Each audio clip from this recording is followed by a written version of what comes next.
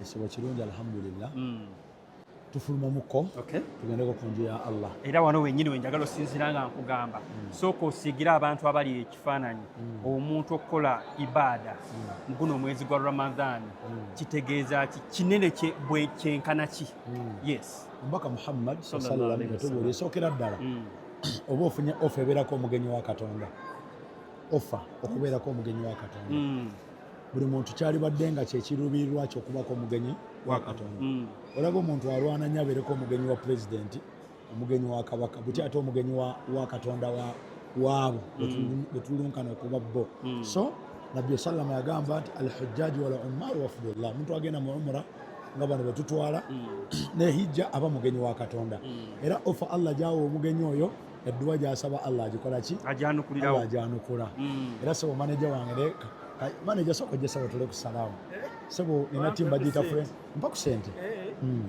Mashallah. Baraka ampa ku sente. Ampa ku sente. Ampa ku sente. Atenze tanjokezaayo. Barakallahu fikum. Allah. Mashallah.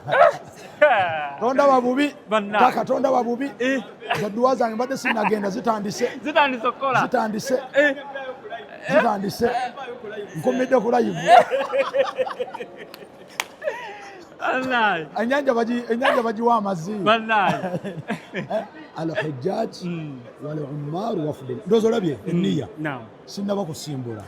Tandikidde oyo muganda wange bamuyita manager file. Ngenda ne senga we Makka.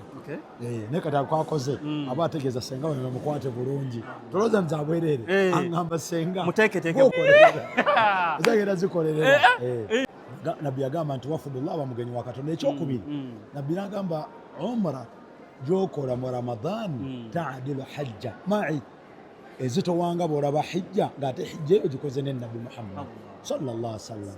Umrah gyokola mu Ramadan ezitowa hijja ate nga hijja eyo gikoze ne Nabbi. Sigeza abantu bagenda okukola umrah bagenda kukola hijja ne Nabbi sallallahu alaihi wasallam. Ekyo ogenda kijjawo. Ekyo ogenda kijjawo. So saba Allah atuwe obulungi era akkirize. Era nsabira buli muntu bukeere ku makya atulabaawo nga yagenda ku nnyumba ya Allah. Ekitegeeza Sheikh bino byanjawulo mukko abantu abakola umrah muziri ennaku ziri ezisikiddeyo tebeera nzito nnyo okusinga. Umrah nnungi naye umrah esinga ya Ramadan. Umrah zonna nnungi zonna empero zifuna zonna byosaba Allah abyanukula naye mu madaala kiringa eswala gy'osalira e Uganda nnungi naye omuntu asalidde e Makka eswala ya madaala gayo ga waggulumu ezitowa nnyo ofuna amadaala 27 eri ofuna emitwalo 10. Kinene tekitegeeza nti ate ali wano ate agaana ekola ki olwase kiyita nzikiriza sebontegeko oba nzikwatireko mukama wange okyali nnyo ku kamera ziyinza okugwako. So aba mugenyi wa Allah omuntu agenze ku nnyumba ya Allah era Nabbi agawa bw'asomeddwa Allah akola ki? Allah ajanukula. Sosofo tutta abantu nga bameka bali mu namba nga mmeka? Tulina abantu nga 57. Bw'ogattako ne basitaafu tuba mu 6.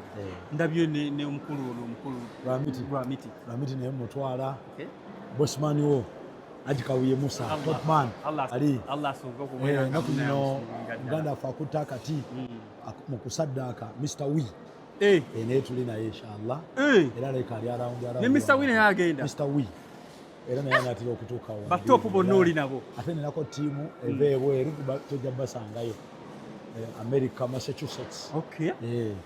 Mashallah enamba gy'otutte leero banne nga batutte babedde babedde mu ibada baagala nnyo Mungu ate buli Ramadan nabentwala nga buli Ramadan abaako well tulina embeera gye tuwulira eri the other side ey'okuba nti muna ebomu zigenda mu maaso embeera ey'okubeera nti muna ebikompola bifuuse ebikompola side eyo bantu babadde bagamba mune n'ennyonyi ziyinza oba zisobola kutambula ekintu kino banne mukiteeseteese mutya mukitegekedde mutya era tugenda tambulira mu nnyonyi kitegeeza esobola okutambula tujayita panya tuba ne bupanya bwaffe tuba ne bupanya bwaffe katuliriza nenava wano saawa 6:45 magharibi nyisalira Madina oyo si panya tuba ne bupanya bwaffe bwe tujja okuyita bushoti kati inshallah ekitegeeza embeera yo tulyetegekera era nyonyo gitulamu oti sasa siri kuyita ukalevu inshallah tuli wamu ne Allah waffe tuli naye ajja tutambula naffe tujja tambula ffe najja tukulembera mu buli nsonga naye ekikulu kyenyonyi eno nabo be basinga okutya okufiirwa ennyonyi teyinza kurisikinga kuteekayo ennyonyi yayo lwa buno busente lw'abantu byasiba abantu bakyata era ebeetegera amakubo n'endala zitambula era waliwo abagenze dda abatusooseeyo waliwo abagenze ku makya olwaleero naffe tuli mu kugenda ate waliwo abagenda n'okugenda ekiro. Kale nja basaba mugende wadde waliwo ali abaatidde mu bwe twatutte waliwo yangawe seeka yatugenda ngenda saba bulamu ate obulamu mbuweeyo abamu baatidde biraawo esasi n'ogwa mu nnywanto ate kiri kibuga kya Allah naye tuli bulungi tujatambula bulungi biigira sofa gye tugenda tulina n'abaatukulembera bali omwezi mulamba naye batulaga embeera nnungi. Tweyanza nnyo tweyanze Sheikh Mafo tusaba Allah abatuuse bulungi abatambuze bulungi. Assalamu alaikum warahmatullahi wabarakatuh.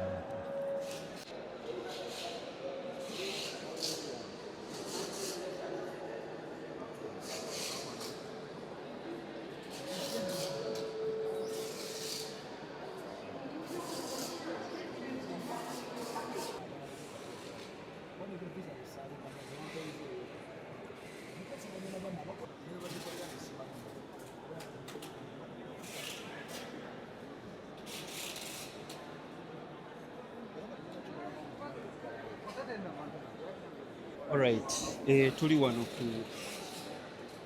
ku Entebbe Airport. People are traveling, abantu bagenda ku Umrah Mecca.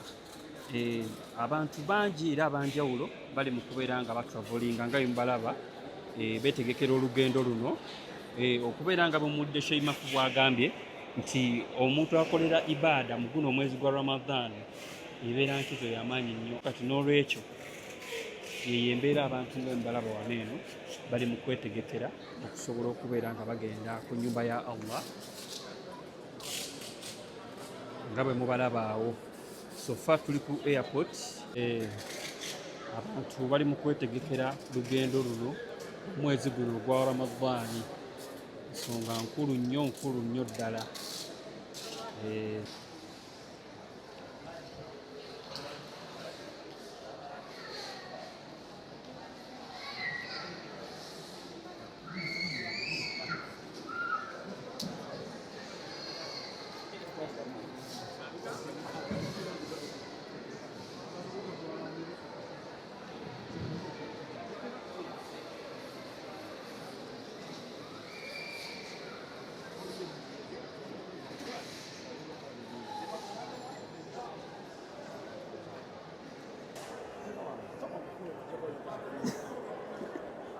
Mr. Wee.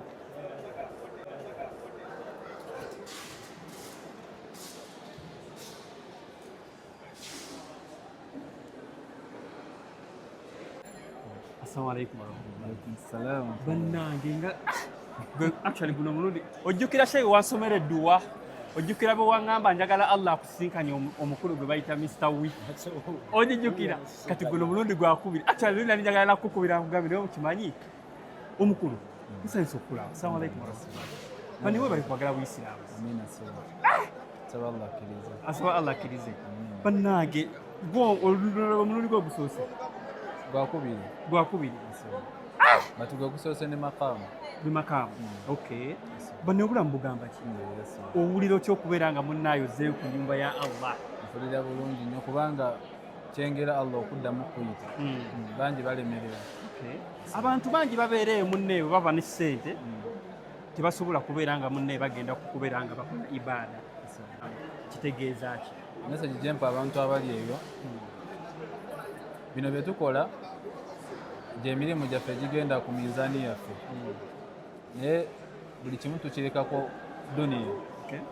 Bino bye tukola kaweefube gwe tuteekamu bye tugenda nabyo ku akhira era bino bye tukola Allah byabala era bitujja okusisinkanayo wanga omwana Adamu ebintu byonna ajja bireka ku nsi okuggyako ono kaweefube gwe balaba tukola emirimu gy'obadde okola emirimu gye tubadde nga tukola era mbakubiriza abalina obusobozi n'abatalina busobozi begayirire Mungu abasobozese batuukirize ekikolwa kino. Basiraamu emikolo egibeerayo gy'obusiraamu tulaba nti ogyenyigiramu nnyo obulyandeesera neyagala Mr. Wee okusingira ddala kikyabaanoonye kuba muno oli takulaba munayinza lolooza nti olina musiraamu. Sure. Alhamdulillah so. Kale bisa wine yanzanye ne yanzeke.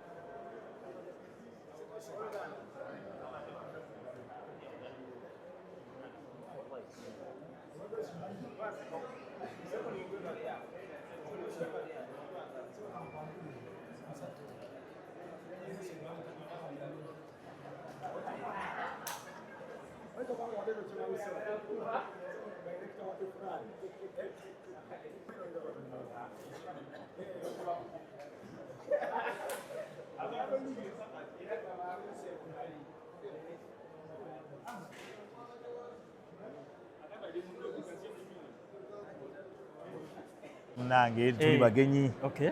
Era twebaza okuba nti tuli wano naffe tugende ku Kaaba. Allah gwe mulundi gw'okusoose. Kuba gwagige gusoose. Okay. Njagadde ngende naye bwe ntandise nja kuba ngenda. Okay. Inshallah. So how do you feel okubanga mune this is your first time okubeeranga mune? Allah bwe yalonzeeko okubeera kuba mugenyi we okugenda ku nyumba ye ya Allah. Ekyamazima ndi very excited nti ngenda ku nyumba ya Allah ate mu kaseera akatuufu ak'ekisiibo mu Ramadan. Ennaku zino ezisembayo zonna paka ku Eid we tugenda kwega tomanyi excitement eyo mbadde nkisuubira nayagala last year nene ebitagalamu naye ngamba this year whatever happens nina okuba nga ngenda ku nyumba ya Allah mbeerenga nga nange nkufaanana mukama wange biidhinillah. Allahu akbar. Omanyi ebiseera ebisinga kino ate kyanjawulo mu kuba munaye omuntu okukolera Umrah mu Ramadan. It's something big. Bro, I am tomanyi kye mbadde nkisabira mukama era Allah nanyamba nti time yeeno wadde wabadde waliwo embeera nga bw'omanyi simanyi ebizuka bikuba neffe tugamba tulimalidde ati sana kidire mu time kaseera kogezesebwa abantu bagamba okoze bwoti naye nekijja mu time entuufu. Alhamdulillah. Okay. Omuntu yanigambye naye Miles ebbanga lyonna lyobadde mu ndongo eno. Don't you think nti munne wali walwawo dda? Munnange olaba mungu ono okugenda okuba omugenyi we amala kusalawo n'akuyita. Exactly.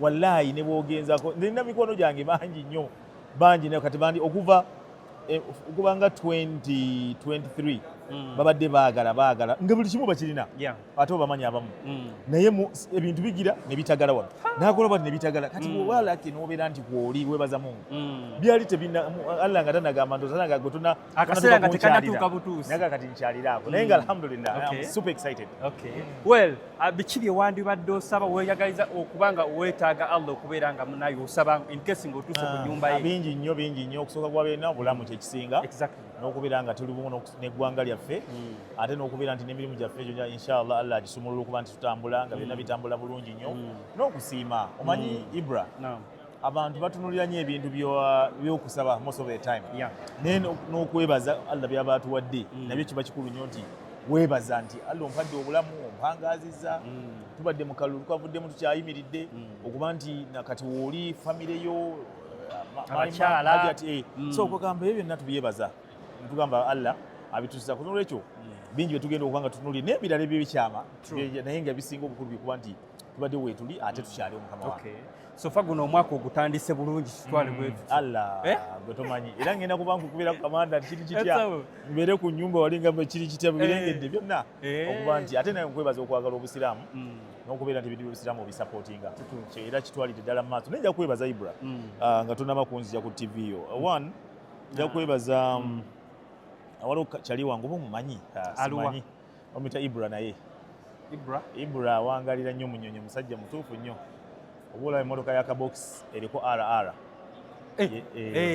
ngitegedde musajja wange ndi naye and of course sobola buteebaza ne Hajija Namyalo biidhinillah mukyala Allah mutuwangalize abo natubaza n'abantu bonna bino mikwano gyaffe tubeera nabo ne famire zaffe okuba nti mwebale kutusabira mwebale okuba nti mutambula naffe manyi babeerayo eyo nga bo basaba edduwa ez'empolampola yonnange ate oli osoneyogera ku Hajjati Namyalo manyi Hajjati Namyalo alina amabega oba gwa kisiibo kiri kya last year alina abantu be yatwala awo omuli ono simada Tulida n'abakutulida Tulida bulijjo musiraamu emunange munnaye naye jasira kuba yeesirwazaamu naye nga musajja musiraamu kabisa awedde emirimu we mu kisenyi abantu naye bwakola bino oyinza obutalewo so naye nga bambi kirungi abantu abo batuwangalize omukazi oyo musajja amutawaana nnyo oyo mukyala mulungi nnyo amuwa ebyasinga naawe oli bwakulaba ayinza okugamba Miles si musajja musiraamu I know I know. Tayinza kuloza. Era bangamba bulijjo osanga omusajja mu mazzi kireke bulijjo oli musiraamu. Okay. Naye mugamba ekyo. Okay. Well, mashallah. Nga naatera okutta njagala ombuulireyo ku nsonga saazi erize mu entertainment. So twogereko katono nnyo ku nsonga ya Lili Puzzle. Oluvannyuma lw'okusanga omukulembeze w'eggwanga n'asooka asabuka n'ebigambo. Sajja gwo ndeese. Ate omanyi n'omusajja musiraamu. Semberamu keno katono. Lili Puzzle, yes. Ondeese musa. Well, ensonga ezo mbadde njala tufune n'obudde nga nkomyewo. Ebimu tebyannyumidde, to be honest with you. Naye buli omu alina bw'alabamu ebintu. Puzzle y'omu ku bayimbi ba Uganda bakola obulungi.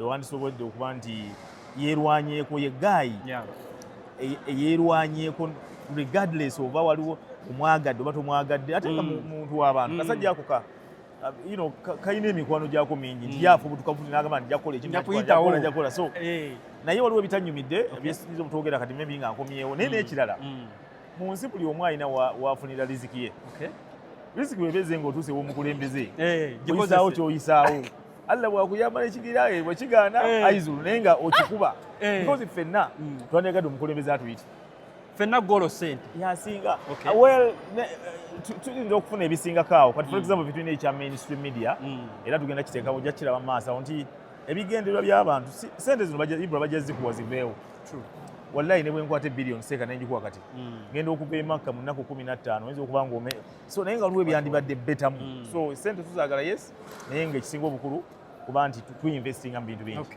after seeing Puzzle ng'ali so close to Eddie Kenzo ng'amubeereddewo in each and everything don't you think golooza ekyo kyandibadde Puzzle ebigambo byayogedde ku musuuzo kumukonjera eri ow'omukulembeze byabadde necessary nti yagambye mbu munnaaye bamukuba enkokola y'abayimbi abamukuba enkokola ekyamazima enkokola weeziri naye nze sirowooza nti yadde alumba Kenzo pase yayogedde kyalaba abantu bonna omanyi enkokola zibuli wamu oba mu owino oba mu kapiira oba mupiira obalaba oli mu kifo ky'okuwa oli omupiira ateebe yayagala kweteebera so at the end of the day as a man we need to work hard kkiriza obagaana enkokola tezijja kubulawo oba twagala oba tetwagala bajja kulwana baziteekewo so nze ndowooza talina nnyo kyamaanyi nga ye ekipya kye yakoze ate sirowooza nti yayogedde ku Kenzo nti gwakuba of course yayogedde ku bayimbi abatamu okubeera nti munnaaye nti abayimbi bateekawo embeera riziki ya Lili Puzzle naye ejja yatuusa erabikamu Mungu ekyo kiraba so nolwekyo nze nsuubira